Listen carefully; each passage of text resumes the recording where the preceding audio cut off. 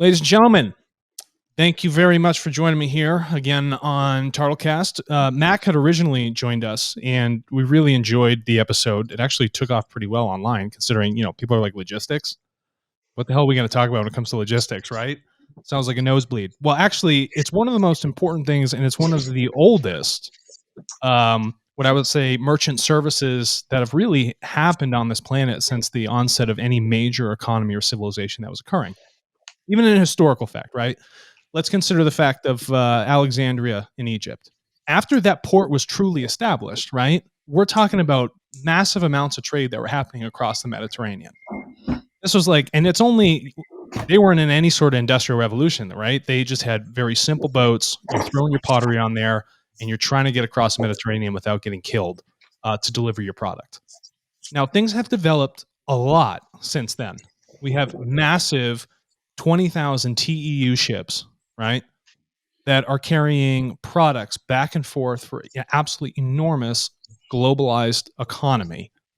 And when there are any sort of shifts or changes to this, what I would say, frankly, sensitive system, if you are not ahead of the game in something that is so heavily commoditized, you're going to find yourself obsolete.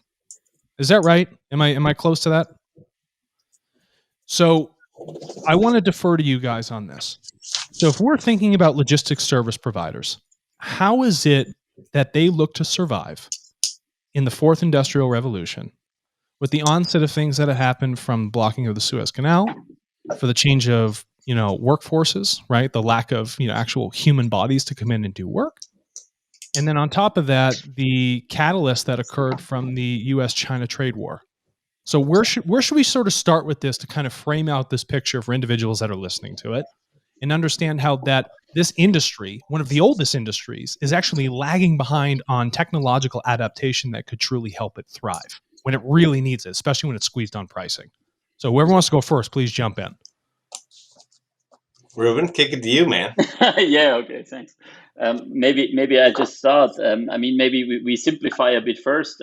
I have a friend who always had a good explanation of what we do for the 6 and 7 years old out there. He said we just move stuff from A to B. Okay, I mean that's what shipping and logistics is about. So, and it has been done the same. It has been done for a very long time. So now we face a lot of challenges, and of course we're suddenly a very sexy industry and become a bit mainstream media, which is great. But actually, we still do pretty much the same thing. So, of course, technology is a bit behind, and that's also what we were focusing a bit on in our book. Huh? I mean, yeah. But Ruben, let's think about something here. So not only for the Fortune 1000 CEOs that listen to this podcast, but also the layman across the globe, when people get something that comes from Amazon, right, or some sort of product, and it says, "Oh, this came from the United States, came from Indonesia, came from Australia. Where have you?" They don't really know how it got there. They don't know everything that's involved. How many touch points have to occur? How many different parties come together to actually move one potato, right, from one geography to the next? And mind you, you have to deal that with weather, and people don't even know that there are traffic systems in the ocean. All those things have to occur. So where is it within this industry, in this simplicity, right? When you say it's moving objects from point A to point B, yeah, that sounds all well and good. But what is the actual reality of how that movement works before we can get into how you technologically create a revolution within that? So can you frame it out for individuals at this moment, how we move any product right now? What's the process, the workflow from point A to point B? Of course, it's the whole value chain is very complex. Huh? You also may not forget that there is not only the product moving. I mean, the product consists of parts and consists of raw materials. Okay, first of all, there are raw materials moving somewhere, then they're getting processed, then there's some further processing. I mean, if you look at your usual T-shirt, for example, I mean, there's cotton moving maybe from Uzbekistan via Iran to China. It is getting spun there. It is becoming fabric there. It's being shipped to Bangladesh. It's being turned into fabric there. It's being turned into your T-shirt at some stage, and it ends up in the US. So it has probably moved in 5-6 different journeys before it even arrives on the US continent. Huh? So it's very different in the sense that things are moving and how complex these are, and they involve a lot of parties along the way, of course, as well. So If you I had could all the, hop in, go ahead, jump in, please, by all means, shut me Please, up. yeah. I often approach, because I work in the technology space for supply chain logistics and helping companies, determine which technology they should use and how it should be used, et cetera. And I think it's really important to kind of really identify what you mentioned earlier, in that it is a ripe industry for technology innovation. So there Yeah. are a lot of startups in the space right now, but if you really think about, and I'm just thinking from like a consumer perspective, I have a phone that can allow me to talk to anybody in the entire world whenever I want. Right now, we are all sitting on a stream. We are all in different places. Like, you would think that that is just how business works. But all of those pieces that Ruben just mentioned, all the different parties, it's still very much in the logistics industry, like people making phone calls Yeah. and sending emails, like phone calls from landlines and sending emails and printing PDFs and scanning PDFs and sending PDFs and then manually writing down what's in the PDF. So when my husband is like, "Oh, I don't understand why I can't get this, my Nintendo, whatever," like, people are working again. And like, yeah, but people weren't working for months and months and months and months. So think Mm-hmm. about all of those already slow manual processes that basically stopped. Okay. So they didn't stop, and then now I have a super cool iPhone or smartphone that's going to send everything. They stopped and then started again with people making phone calls from their landline and sending an email and like hoping that I told you the right information in enough time for you to, like you mentioned, get ahead of it. How do you get ahead of it when your data and your information is always behind? You can't. No, So it's it's lagging. definitely important to realize that we're still very manual. Okay, so then if I'm trying to think about this in the most reasonable format possible, we are trying to move stuff around. It has 5 to 6 touch points on a completely open system. This is not a closed system. There is so much waste that is actually occurring. And we can have all the technology in the world for the majority of it, but you still have such a strong human element within logistics and supply chain that really needs to have a focus first. Before I can even implement new technologies, you also have to train people on the technologies. You have to 100%. understand the workflows to institute that, which is conversations with them and understanding their business inside and out. So it's like, how is it when we try to do this reasonably in some sort of consultative, reasonable, agile development, understanding these processes and workflows and understanding the people? Is this the typical mapping process that we go through before we even look to the fourth industrial revolution and the technology that, can really help once we have everything else settled in place? Do we still have to do sort of those older refinement of processes and reducing those friction points to get there? I mean, on the first point, there's many more touch points than you mentioned. I mean, you just said there's 5. I've seen funny graphs where there's 152 on one shipment. Okay, which in the end, where actually a shipment is moving through, and where there is a gate in, where there is a gate out, where there's this, where there's that. So there is a large part of touch points, and as it was already said, we have this kind of communication. Of course, it might be landlines. Maybe let's say we're a bit more advanced and it's chatting and it's whatever, but it's a lot of knowledge that is being shared and communicated, and a lot of that is moving between the heads of human beings, of course, and it's still in there. Of course, part of it is in systems, but most of it is still in the head of people.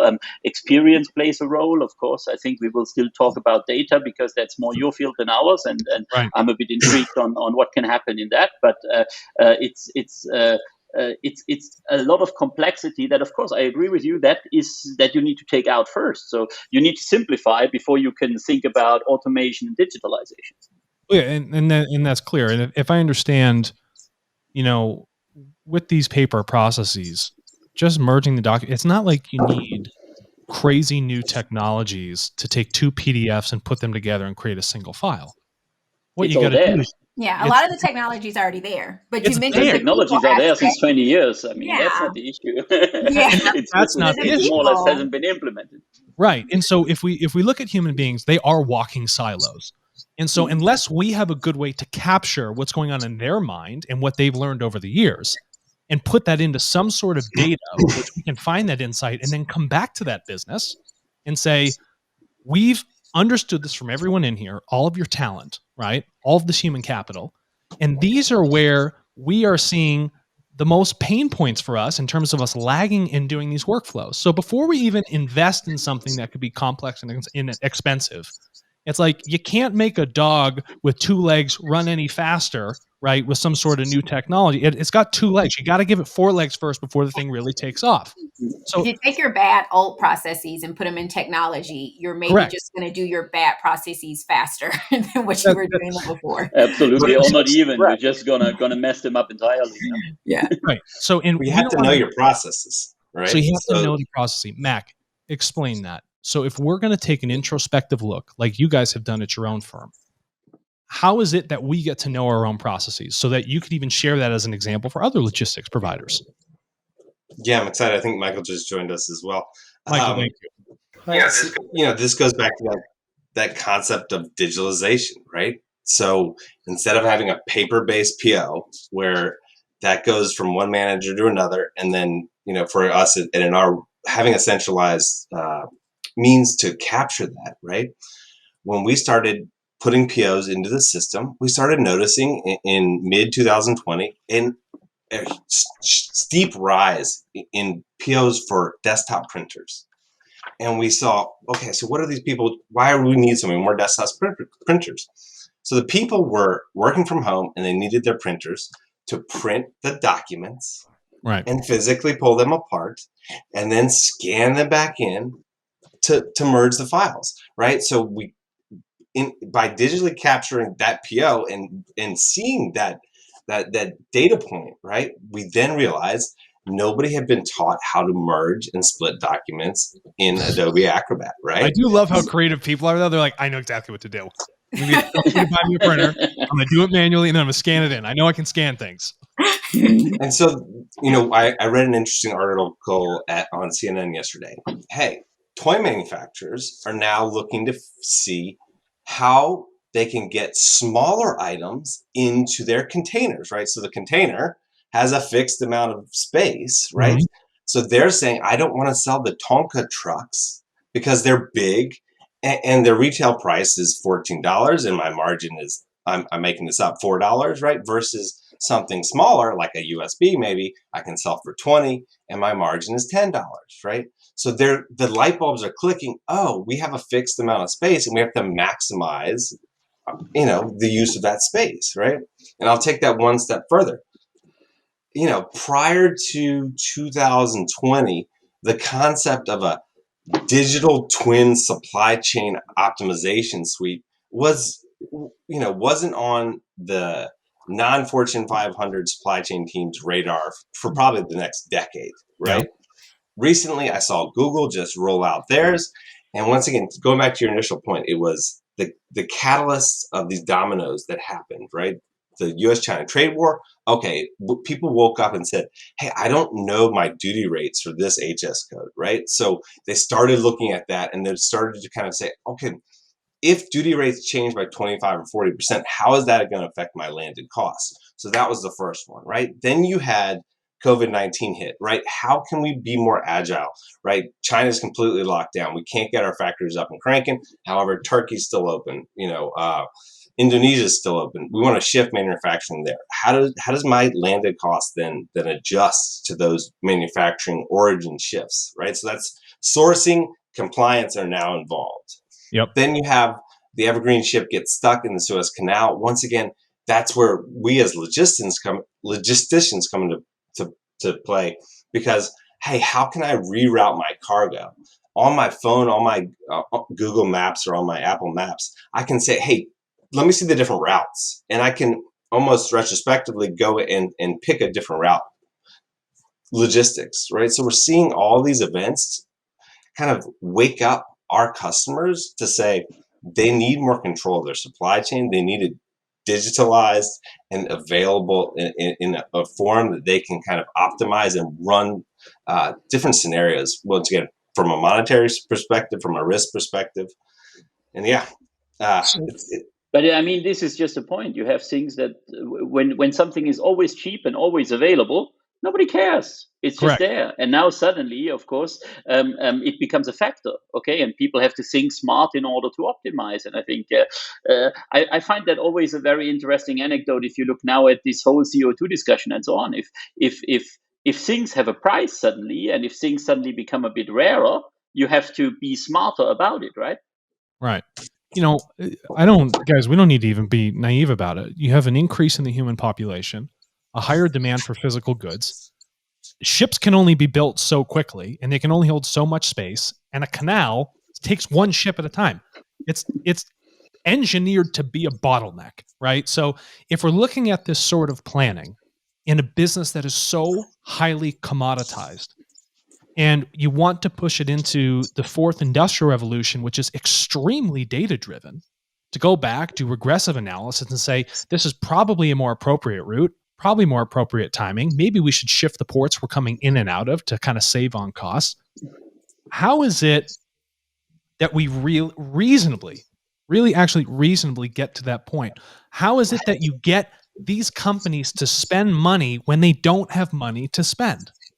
Do you go to the bank and say, listen, I'm going to mortgage my ship and my cargo so that I can bring this money in and, buy this new software and also train these individuals to do so? It's very uncomfortable to get that sort of change in place for very entrenched systems, for people that, frankly, this is how we've been doing it for a very long time. So it's like, why should I do it any other way? And we know that these catalysts of events are only going to, increase in frequency. So how do we get ahead of that? I was actually going to say exactly something related to what you just said, in that you're telepathic. That's why. This. We just solve logistics and supply chain. Everyone's talking about an industry where it is very much, this is what we've been doing for 20 years. Right. Like, why do we need to change? So it's not that, I have found, at least in working with my clients, if you can communicate the value, the money is found. So if you are talking to someone who understands the value of the investment in this technology, the value of the investment in truly mapping out your network and understanding where the risks are, where is the weak link, it takes a lot of time to do that, especially when we've got this tribal knowledge, people that have been at the company forever. One of the first things we do when we go into something is say, okay, you're doing this, but why? And 90% of the time they say, because that's what they told me to do when I started. No one knows what happens with the information downstream or upstream. Like, no one knows what happens. So if you really take the time to figure out how can we improve this as the process, and then what data do we need, what technologies do we need, and what human capital do we need? So a lot of that is, quite frankly, I think just bringing in new blood, people who have not been in the industry for forever. But also, I would say I made a career change into supply chain and logistics. It was never a sexy industry. It was never something where people were like recruiting for it and telling me how fun it could be and how important it is to the world to keep everything moving. I think that with COVID and with everything being out there now and supply chains being this big thing, we will start to see more new blood become interested. And as they start to get into more decision-making positions, we will start to see this investment because they understand the value. I think a lot of it is just trying to change these mindsets of, this is what's comfortable for me. This is what I've always done. We've always had problems and we've always figured it out. So what's different now? There are companies. And the pressure helps, huh? I mean, the pressure of the current situation really helps. I mean, in China, we always say, if there is no pressure, there is no motivation. And I mean, that is what certainly accelerated a lot of stuff. I mean, over the last year and a half or 2 years. Huh? You talked about sexiness of logistics.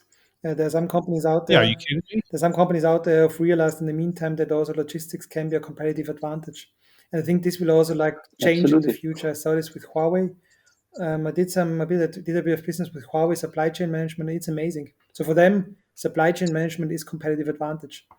Because they link the supply chain up to the final customer and they provide full transparency. and they do risk Yeah. analysis, they work in scenarios and so on.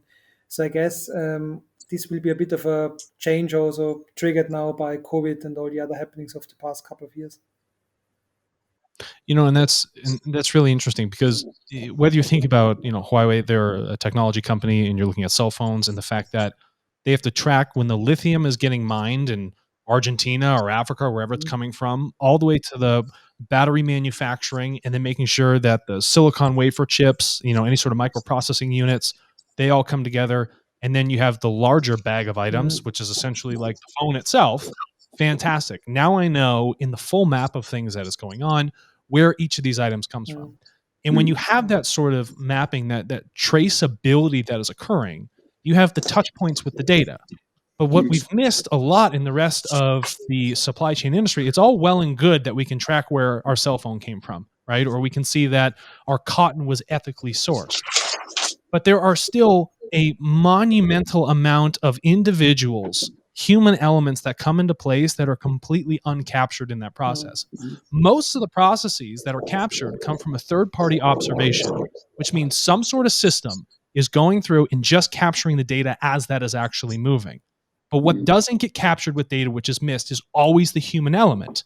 So when we look at things like the fourth industrial revolution, it's fantastic that we're throwing, bigger engines on the boats. They're going to be wider. We're going to have more data to capture it. Maybe the efficiency on these engines, save on the diesel costs, how quickly you have an port, all well and good.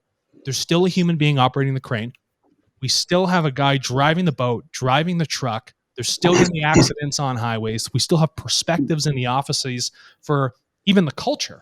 If people are unhappy at the work and you don't capture the data of people's emotional states, that in the total system of logistics and supply chain could slow down a truck getting to a client's front door.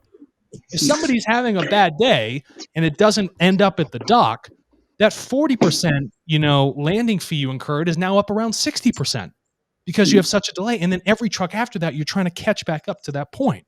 So when I look at this, and if I understand the focus that you guys have on it, is when we look to the fourth industrial revolution and all these catalysts are in place, it's all well and good for advancing technology for technology's sake, but we have to focus on figuring out how to advance the human beings. And it's very difficult that or how to maybe go ahead. Or how to maybe even automate a few things. I mean, maybe we have to, let's even take the physical aspect out and the whole blue collar aspect out, because what we focused on at the beginning was also more the whole white collar labor aspect inside logistics and supply chain. And if we look at that, I mean, you always have this typical cycle, huh? You have data, you have analysis, you have decision, and then you have action. Huh? Yep. And in our business, between each of these segments, there is a human element. Okay, there is a decision that needs to be made. There is somebody looking at the analysis and so on, and there is very little automation of that cycle. Okay, in quite a lot of the aspects in our industry, where actually the data should automatically be analyzed, should automatically suggest actions, decisions should automatically introduce action. Huh? Because even in exception management, you don't need to have a human element in each piece of the chain, and we have that in a lot of cycles within one supply chain. Huh? Yeah, and so if you can automate that route work, that actually reduces the cognitive load on that human capital that you have, and allows them more strategic decision making. Yes, precisely. They can be more creative in the solutions. Because I don't remember if it was Ruben or Mac who said it, but if I now have to, I see that Evergreen is blocking the Suez Canal. In my brain, I have to come up with, maybe there is an automated, hey, these are your options. But then as the human, I have to synthesize that data, think critically, and make a decision. If I'm not doing these just like repetitive manual tasks, then my cognitive load is now free to make these critical thinking, synthesizing decisions, because it's not weighed down by type in this number in Excel from the PDF. Correct. Yeah, but that's exactly, I mean, this is at the moment also one of the focuses which might be too much. I mean, there's a lot of focus on visibility at the moment, okay? So now I have great visibility. I have my 35 containers that sit on that ship in the Suez Canal, but it doesn't solve my problem. Okay, so I get attention and I get 35 alerts and it's red pinging in my mailbox, but it doesn't solve my problem. So how do we get from this data to really do something with it and to really make a decision? And now it's still human beings then starting to shuffle around. Okay, what options do we have? What can we do? When it opens again, we can unload the cargo maybe at an earlier port. We can try to truck it from there to final destination, save 2-3 days or whatever, things like that. Okay, but that's all back down to exception management handled by humans and not really proactively solving the case. Correct. At the and Max, I know he's about to jump into this, but at the end of the day, all the data that's captured, all it can do is suggest. It can only suggest the action for us to take. So we would hope provide actionable insights for humans to make actions. That's correct. And if that human is distracted doing rote work that should otherwise be automated, you're never going to feel the gains of the fourth industrial revolution until you actually encompass the human element that needs to be there. And people just think, if I invest the cash, I don't really have to focus on, things just fix themselves. They don't. It's a massive error that a lot of C-suite executives will make. They'll be like, oh, let's just put money into it, it'll fix itself. Let's buy this technology and wrap it into our ERP systems. And nothing's actually changing. They've made it more confusing and it's now more ineffective. And what you still find is that people are still doing the same old processes because they don't want to take the time to learn the new technologies anyway. They said, this just works better for me. Go ahead, Mac. For me, I don't think they feel empowered, right? Yeah, here we go. I think I showed you this last time, right? So over here is Malcolm McLean, right? And Malcolm McLean, he was a truck driver. And he sat at the port and said, why am I waiting 10 hours for this cargo to get unloaded off the ship, right? And so he was the father of the intermodal container. Yep. This, right? And it basically boosted globalization to what we know today, and we're still stuck in it. Right? I mean, it epitomizes the state that we're in, that this massive ship is sitting in the middle of that canal, and everybody's like, oh, technology is going to solve it. No, it takes somebody to say, offload the freaking containers and blow up the ship and let's get the cargo moving. It takes somebody feeling empowered to make those decisions, right? So in the context of the fourth industrial revolution, Klaus Schwab made a really interesting observation and emphasis on fixing problems for the greater good. I mean, if you read his work, it's not just how, labor is going to get disrupted by these technologies. It's how can we, as a global community, utilize these technologies to solve real world problems? Correct. So that goes back to what, so you said a third party needs to observe the events that's happening. And that's where, I work for a freight forwarder, and we're an interesting observer, as we're like a travel agent for freight, although I know Ruben hates that analogy. we see a lot of things that happen that maybe sometimes our customers don't even, right? So you go to most of our customers, they don't even know their second tier suppliers. And sometimes they don't even know their actual first tier suppliers. They don't have a list in one place to say, hey, here's my 27 suppliers outside of, Albuquerque, New Mexico, unless they're the companies that can hire a very sophisticated supply chain optimization company and do heat maps. I was looking at this book because what they teach in schools is, doing warehouse optimization for Walmart. I mean, how many supply chain students get to come out of school and then go do supply chain optimization for Walmart? I mean, it's like 0.0000001%, right? I just want to make one last point, Alex, and I'll turn it back to you. It was interesting when I started in this industry 10 years ago, in that I loved, people see me and they're like, oh, you have a lot of energy. You're always asking questions. And I was like, yeah. And I've managed to hold on to that in this industry. But I think these guys can attest to it. That's fairly rare, right? This industry grounds out the curiosity out of a lot of people. And they're just like, tell me what to do. Push this paper, check this box. And that's their job in a large majority of the cases. Our customers aren't like, hey, here's all of our supplier information. Come, optimize my supply chain. The people we talk to, they don't even have the ability to do that. The logistics managers at these big companies, that's done at either a high level or it's done, through pressure, I think, to Ruben's point. Yeah, but I mean, this is maybe where we have to take a different role. I mean, we have to change from being this kind of observer as a freight forwarder or logistician or whatever you want to call us to become more the kind of a consultant that the customer needs, okay? To actually throw his data back at him, okay? You made the customs clearance of his last 3 shipments from 3 different suppliers. You know how long it takes the supplier A until he gets the cargo finally loaded that actually was already paid for. You know what the landed costs are. You have that information. And we just need to be more than just transporters of cargo from A to B. And I always see this in our industry also as an opportunity. We can do a lot more.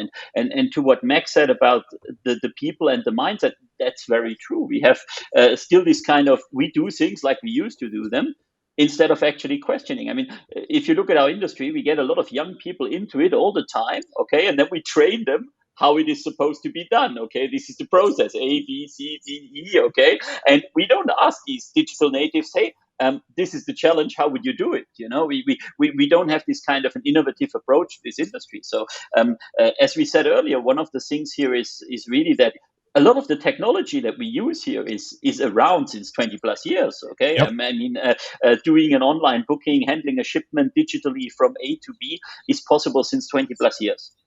It hasn't happened. It hasn't really taken off because people have not adapted to what the technology actually enables. Huh? Well, that's People aren't. I don't think that companies are doing a good job of answering what's in it for me. Because from my experience of being on the side of implementing technologies and trying to do what Ruben just said, let's take a consultative approach, because very often the client comes in and says, okay, this is my process that I do in Excel. Can you just fix it? And, or not fix it, but just throw it in, lift and shift, throw it into your technology. And very often they don't want to hear, why would I do, like, why are you doing that? Why does this step need to go into the tool? And it comes off, I think, to them as like, oh, you're questioning, my authority, or you're questioning my knowledge. And it's more so, I want to understand why the technology and how it could be configured to do this piece of it. And then how are your users now going to interact with it? And what happens up here when you're not the person that's actually interacting with the technology, it's a gross underestimation of the time and the energy that it takes to embrace this new process and get all of the stakeholders on the same page, and to make sure that everyone understands what happens. But most importantly, why should I start doing this? Why is it important for me? And a lot of what I've seen at like the senior level up to exec level is just, they should just know. Like, obviously it's better, how Ruben mentioned, like Coke is doing it, Apple's doing it, Walmart is doing it. So if they're doing it, then like obviously everyone should get on board. But no one's really taking the time to say, okay, it's really going to take people 3 to 4 months to be okay with letting go of what they have been doing for the last 10 years. Then it's going to take people really another 6 to 9 months to truly master this next piece of it. So we're at a year, and people are like, oh no, 10 weeks. I've heard my most recent, like, I'm going to laugh to keep from crying estimate was a 10-week ERP implementation for $500,000 for a $200 million company. Like, there's no way. You have 50 people that need to buy into this. There's no way it's going to cost $500,000. And there's no way that you're going to do it in 10 weeks. How? In what world? In what world does that make sense? Look, all we have to do is look to the data of the past. When's the last time a culture changed overnight? It didn't. Exactly. The only time cultures disappear is when the civilization burns to the ground, right? And then we're, digging through the dirt to find out, what they were possibly doing. But for most of us, we are just going about our processes with our constant daily habits. What we do at home, we typically actually end up bringing into work. That carries through in there. It's very difficult to incentivize people to do anything. People want to clock in, clock out, get the paycheck, leave. And you're saying, hey, to these C-suites, I know it's all well and good that you want to implement all these things, and you think that there's going to be a cost savings, fourth industrial revolution, all this technology. But in reality, You don't know the individuals within the culture of your own workplace. You don't understand how catalysts affect them personally, because when they're doing a job, everything's personal. And if they've been doing it for 10 plus years, if you go to touch or even tiptoe into that process, there's a lot of ego baked into that. And not in a bad way. People are proud of what they do, even if it's moving paper from here to there. And so if you want to go about these processes properly, if you want to really maximize on data, fourth industrial revolution, all of these technologies, which have essentially been around for a while, but capture it, it's going to require conversations with the stakeholders that are within these individual enterprises, within these processes itself. And unless you take the time, that consultative approach, whether it's in-house consultation or hiring an expert from the outside, to come in and say, what is the narrative for each of you? And then stitch that narrative together to really see where the friction, the pain points are, and make something truly efficient. If that doesn't happen, you will dump money. You will bleed it every single day into new technologies, new sales processes, whatever it might be that you think will solve it, but it won't, because there's a human being. It also has to do with the vision you give the people. I mean, the point is, what is their role afterwards? Okay, you have to be clear on where things are heading. Okay, and for me, take sales for example. Okay, I mean, a lot of people I talk to, they always consider quotation sales. Okay, when I started in this industry some 23 years ago, I made 10 quotes a day by fax machine, and I was busy. Okay, that was my job. Okay, today you probably make 50 by email, supported by a system or whatever. But quotation is not sales. Relationship management, relating to your customer, understanding their needs, telling them how to solve their problems better, and so on. That's consulting. That's almost consulting, and that's what actually sales is. Okay, price is online. You can get it here anytime by API or whatever means, and it's there for you. And if you have an issue with it, and if it's not competitive, you come to me. Okay, but daily quotations is of absolutely no use. So if you take your salespeople and embrace them and say, hey guys, quotation is not sales. You are managing the relation on behalf of the company, then you're also upgrading them and you have a totally different dialogue. But if you tell them, hey, we have to get away with quotations and the bot is going to do that tomorrow, then you just lose everybody. And that's not what it's about. And I think we come back to the pressure point also that the industry faces at this very moment, is that everybody is at the edge. Okay, we're now in 18 months of supply chain hell. If you look at the beautiful headlines in the newspapers nowadays, the people are stressed out. Okay, they are at their limit, and they would actually be happy to give part of that away. Okay, things that don't add value, my God, take it off my back. Huh? So it's also an opportunity in that sense, which accelerates this fourth industrial revolution in our part. And if we come back to Schwab's book, Mac, then it's very simple. He mentions very clearly that the key problem in the technology side is the human being that's in between, okay, that doesn't implement or that doesn't change or that we have to convince the way around. And I think in the consulting work of Dicey and everybody is, and of Michael as well, it's the same thing every day. It's about people. Tech is easy. Huh? Implementation with people, with human beings, that's the hard part. Well, it's hard to empower someone just to speak up. Because some people are always worried, like, shit, if I say anything, I mean, he or she, my boss, the head honcho, El Jefe, is going to hold this against me for I don't know how long. And then they're just going to, it's story time in their head, right? And they're just going to just wallow, and it's just going to become worse. And then efficiency just goes through the floor. How do you make those people feel comfortable? So the first thing you can do, Alex, is, we've been doing a lot of like personality tests and team leadership training. And one of the first things we need to do is recognize our introverts and our extroverts, right? Because if you let the extroverts sit here and talk the whole time, maybe the introverts or the more risk averse people aren't going to say anything. So with that note, Michael, I don't know you as an introvert. I was going to let you comment though before I hop in as the overbearing extrovert. Oh, but no, I was like chipping in a bit later today, sorry for that. So it's just like finding my way into the conversation. Highly engaged conversation, as I see it. So I do have a comment though. It's what I hear from you, Alex, and some and more from Dicey is the need for the Gimbal Walk, right? To have the C-suite and the managers out there walking the floor. Now, that's harder to do during COVID, right, as we're not having as many in-person meetings. And I love the conversation about, is quotation in the sales domain, right? So what we've been doing here at NNR is we've been trying to use the concept that Microsoft rolled out called domain-driven design, right? And putting things like address book and billing and quotation on a table with our 8 different domains and saying, where does it go? Where does it fit in, right? Because then we can hold those domain leaders accountable for the different functions within their domains. Yeah.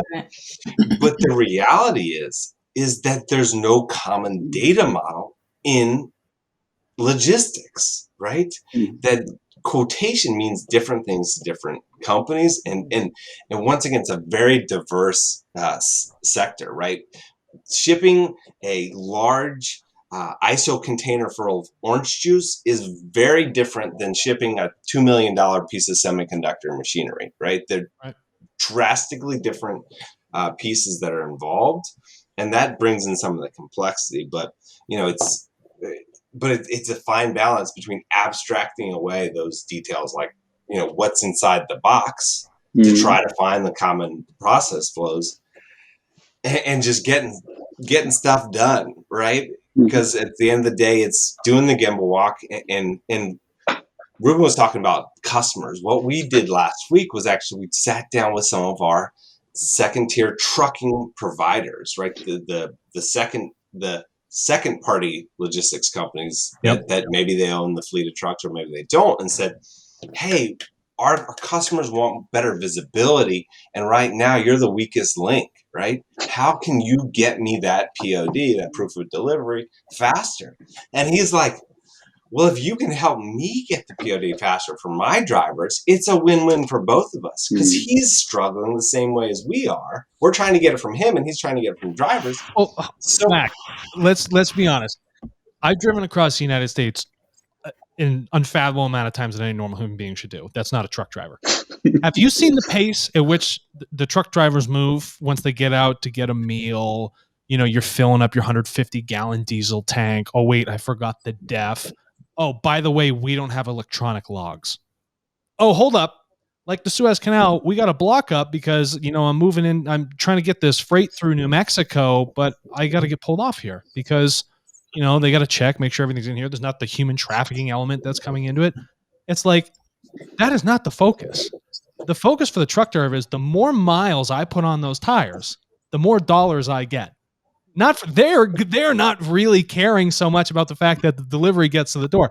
They don't care about the end product. They just know, I got my sleeper cab. I want to be comfortable. This is how I make my living, and things happen throughout the day. So how do you get people like that, even in the second tier part of the logistics, to care about the product at the end of the gate, to get the logs quicker so that somebody else down the line is going to find the benefit from it when they don't see the benefit right here for them and now?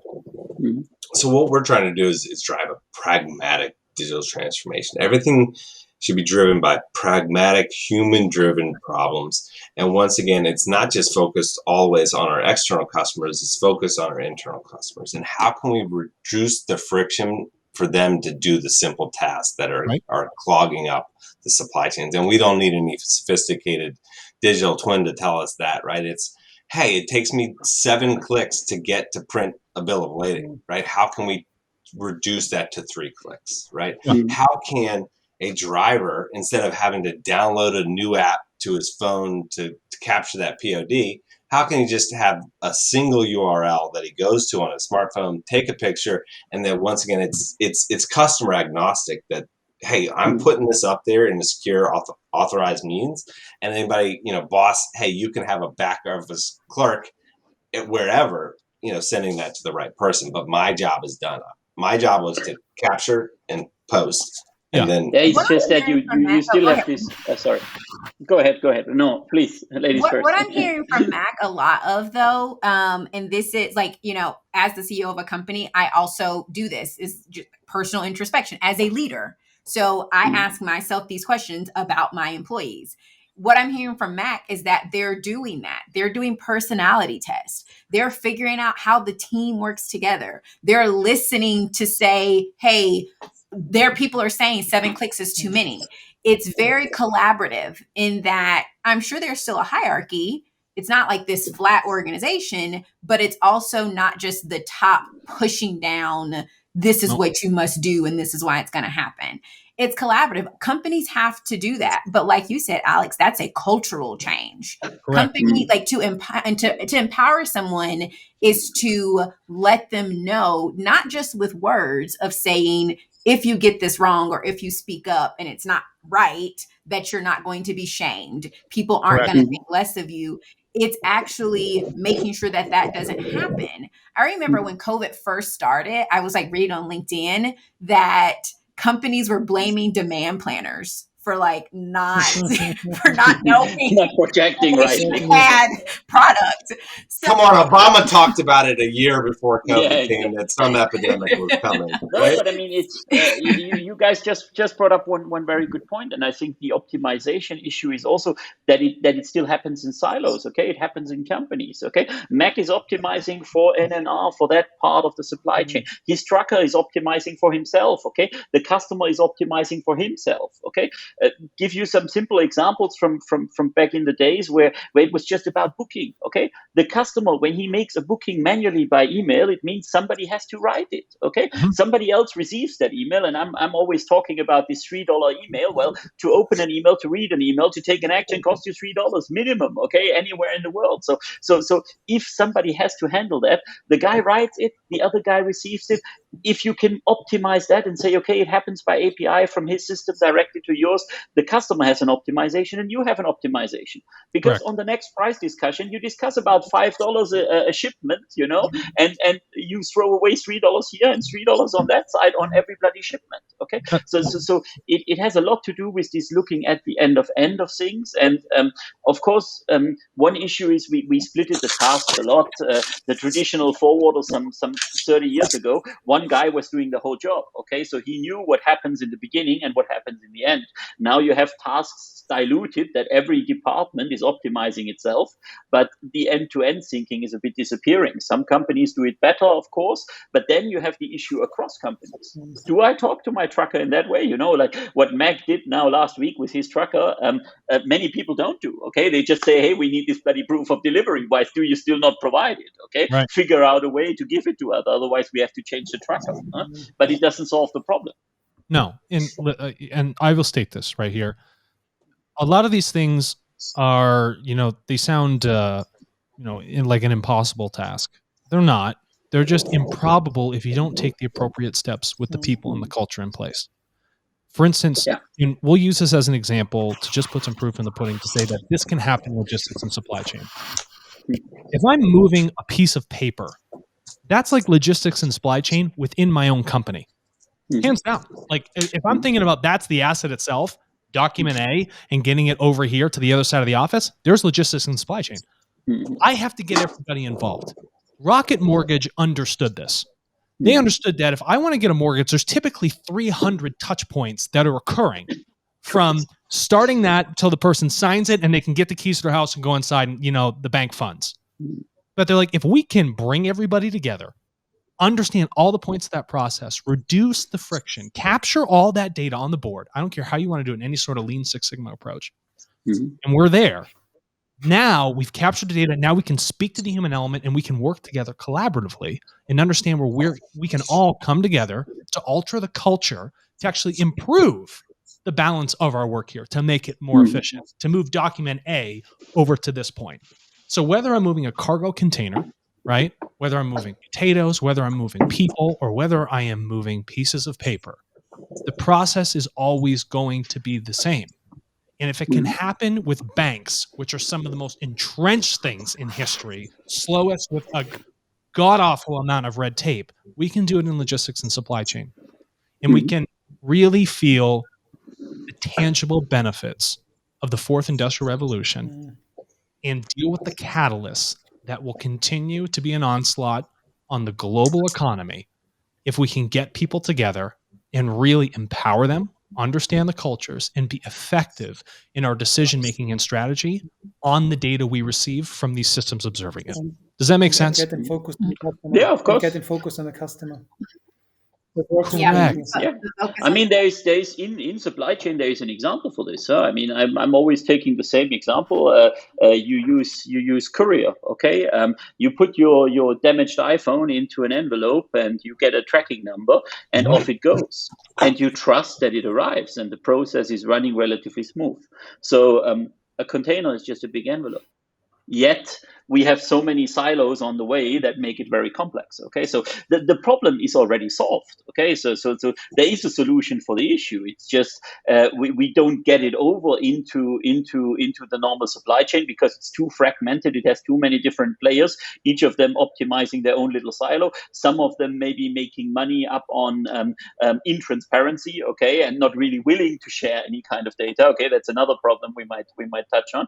And then of course you have all these data points on the way. Okay, the terminal is capturing the temperature of the reefer, but it is not giving that data to anybody else. It just captures it to save its own back. So it's you have these kind of points where everybody optimizes for themselves, and you have to somehow overcome that. And probably we need a data model for that, which is also monetizing in some way. Okay, you share this data with me, it gives me a benefit, so I pay for that. Okay, some micro amount or whatever. Huh? Sounds like the So TARTLE marketplace. That sounds yeah, fantastic. exactly. So Well done. and that's why I'm extremely Congratulations. here. Here's the solve. But that's the problem We with push a it lot over of the to you, and you blockchain have to deal with the issue. Yeah, correct. So go ahead, Mac. Tell us what the issue is. That's when I hear the new marketplace Mhm. related to supply chain and logistics, I turn off. Right? It's unfathomable that once again IBM and Maersk have teamed up to create this trade lens platform. If they can't do it, it's these small blockchain companies are creating this new frictionless, trusting marketplace that it's a lot of moving pieces. And once again, as Ruben was alluding to, there is that opacity that creates jobs. I mean, some of the providers in the logistics space have jobs because there isn't that frictionless handoff in a digital means, right? That's correct.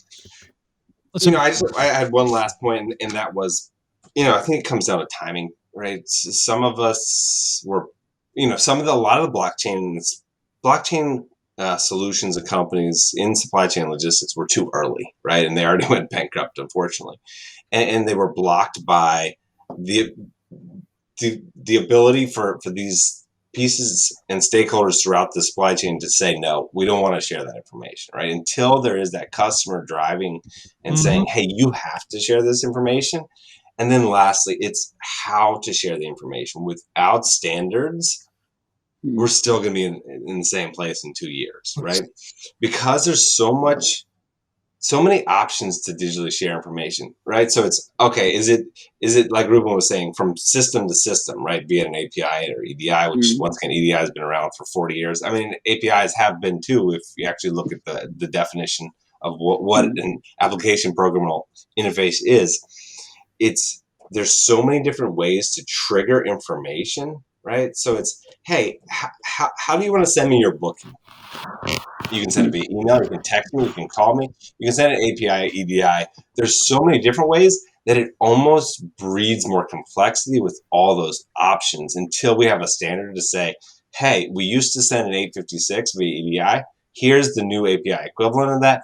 Here's the data model with the required pieces of information. And that's it. We don't need to talk anymore. Just do that. No, and you're right. Listen. Yeah, but I had the crying for standards will not save us. I mean, I had this discussion last week in Bratislava with a very nice panel. There was also a blockchain friend involved, a few digital players. Same issue there. Everybody was saying because we don't have standards, this doesn't happen. Okay, but on the other hand, a lot of people don't want standards because I have my standard and it works well. So why would I share it with other people? So and to bring it even back to the basics, Mac. I mean, Malcolm McLean didn't invent the container. The container was there before. He brought the standard in, okay? And because he brought standards in and he standardized the corner posts, and he was actually opening that kind of standard to other people, the box took off, okay? So it's more than that, huh? So the point is. So, normally how do standards happen? There's either a market leader throwing them out and says, okay, this is it, and this de facto becomes the standard, or some kind of leading organization is pushing it, okay, and there's nobody pushing for it. There's DCSA around now since 3 years, and they have not produced much. The UN CTAT approach is relatively cumbersome. There's a few approaches happening, but we're still not there. So this is, guys, and I just say that as a general term because I know there's multiple sexes here in the room. Blockchain, yeah. I listen. The fiance even says, she says guys. I'm okay being guys. I don't know if I'm gonna get pushback on that, but no, you're good. I say guys to my team, and we're all girls. So see, that's my point. There we go. I'm saved. All right, hear me out here. Blockchain's a buzzword. All well and good. Like I said before, you can create new technologies, but unless people choose to adopt it, right? It's not going to do anything fantastic. And there are phenomenal machine learning applications for non-standardized, non-defined information. Yes. So whether or not the whole industry has 1,000 different types of containers, the systems will naturally standardize on their own. The key is to get people to share their standards. And that's not really going to happen with blockchain itself. That's not the solve. It's the incentivization to say that, will you share with the market your information about what you do? I don't really care how your standards put together. Somebody just has to share it. Because if there is a lack of sharing occurring, we can't go anywhere. If knowledge can't naturally evolve, we will stagnate. And I use our marketplace as an example because, yes, it does involve a type of blockchain technology only to capture a record of the sharing, but that's not the key. The key is that humans come together to share information and they're incentivized to do so. I will pay you some amount of information, some amount of money for some information, and that's the trade. And in doing so, we can ingest that information and analyze it through a body of scientific knowledge applied to computer programming to figure out how we look at this in some sort of global format. It's all, you can say, I need a standard. Well, you don't really need it that much anymore when anything can analyze mass amounts of information very quickly. We just have to open up the silos. And those are human beings coming together, sharing that information. And whether you want to use our marketplace, right, to capture that information from the people internally within your own unit, or you want to use it to capture information from individuals in Japan, China, India, Australia, and the rest of the world, you can do so.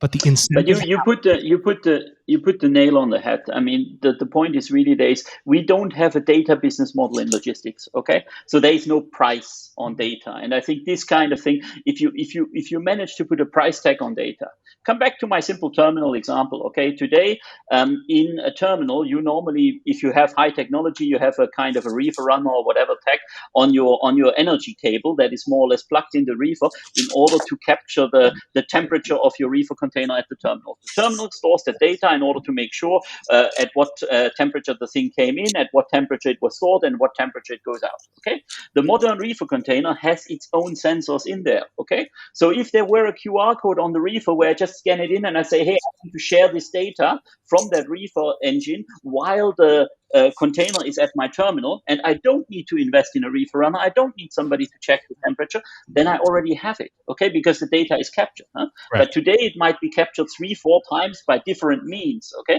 because 3-4 parties have an interest and each of them is doing their own thing. It doesn't add any value. Huh? No. So we have to somehow have a way of dealing with data. And I agree with your other point that actually automating it with AI is a big point. Huh? That's absolutely possible. Huh? We can, bill of lading has 42 data points. If you give me enough data, then a halfway decent machine learning algorithm can recognize which data is what data point. It's not rocket science, right? No. So if the standard deviates a bit, it's not that complex. Huh? We've already lost our C-suite having that conversation. I mean, they're yeah, of course, they're turned off. They turned off on about 10 minutes in. That's it. Yeah, no. And so that's why you have to say, listen, C-suite, we need information. If you want to make a decision, you need information to do so. But the information we need, we have to pay for it. And if we want to get it from people that otherwise aren't going to share it through the silos, you're going to have to incentivize them properly. And the one thing that works globally is cash. People understand, pay me to tell me something, right? And we can do that. And so, Alex, I got the perfect example. Go ahead. You give me that example right now. Going back to the terminal example. So when Malcolm McLean, I mean, he launched his version of the intermodal container in the 40s and in the 50s, but it didn't take off until the Vietnam War, when he sold the American military organization on using it to send equipment to Vietnam. Now, then they had, okay, the ships are coming back empty with these containers. So Japan first started manufacturing all these high-tech components, and they were filling the container with the goods going back. But then it was China in the early 80s, as it opened up, that they looked at their current terminal infrastructure and they said, hey, can we service these containers? And what do we need to service these containers? We need cranes. We need trucks that we can put it on, right? Yeah. So if we broke down this problem to be that specific, hey, do you have the equipment to handle an information container? That's what I'm saying. Yes or no? Question. And the motivation, Alex, is look at the GDP increase that China was able to accomplish by investing in container terminal infrastructure. It's in the trillions because they made those strategic investments up front, and they're still doing it today. Correct. So I don't know, Ruben. That seems like a pretty good. Yeah, of course, it's money that plays. Yeah, absolutely. It's money that plays. So, ladies and gentlemen, not guys, as we close this up, okay, and we look to the fourth industrial revolution, what would be a final focus that you would leave for the individuals listening to this? What would be your actionable hope for them to start to be like, we need to make a move on this? What is the simplest, most effective thing they can do right now? I would really like to see people diagram their processes and just have visibility into what people are actually doing and why they're doing it. And then to communicate with each person at a note in the process of why what they're doing is important. Not just, hey, do this because XYZ, or not just do this because someone told you to do it, but this is why it's actually important to what we do as a company to help us remain open, to help us remain profitable. Right. But it's just like we've talked about it. If you don't know what you're actually doing and why you're doing it, the technology isn't going to help. You're not going to get any return on investment from any of the technology. We can talk blockchain, we can talk standards, we can talk cloud-based, whatever. But if the people don't know what they're doing, and if the people can't tell the technology vendors, if the business can't tell the technology vendors what to actually configure and why, then it's all obsolete. Yeah. Process is more important than tech, and I think getting people to think end to end is the key to everything. They really have to think, hey, where is my space in this kind of chain, and what do I contribute, and what's the end to end game for the final customer in the end? I would say very simple. Spend a fraction of the money that you spend on IT and infrastructure on the people. A fraction, small fraction. Yeah, and spend the money on people first. And second one also, try to think it from the customer, because that gives you an end-to-end view very naturally. Let's forget about silos. Yeah, very good put. Yeah, and I think for me, it's one, to Dice's point, Lucidchart is a big, highly used piece of software that we do at our company to process, map, and optimize. For me, it's, to the audience, this problem's still not solved, right? We're still living in a world where we need people we need the next Malcolm McLean, the next sea-chasing logistics innovation is still out there.